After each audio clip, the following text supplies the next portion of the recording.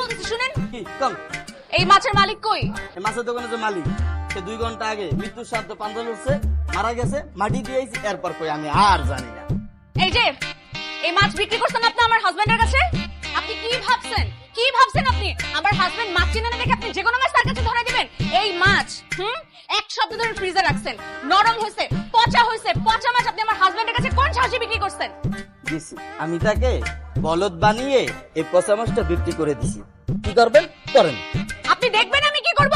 হ্যাঁ দেখবো। আমি আসলে কি করব? হ্যাঁ, মাছ পাল্টায় দিবি কিনা বল। আপু, আরে দাঁড়ান, দেখতেছি না বাবা করতেছে, সব মাছই তো নরম। আমার এই মাছগুলা না আজকে ধর্মঘট করছে। হ্যাঁ, ওরা আর শক্ত হইবে না, আপনি আর ওদের আজাব দিয়েন না।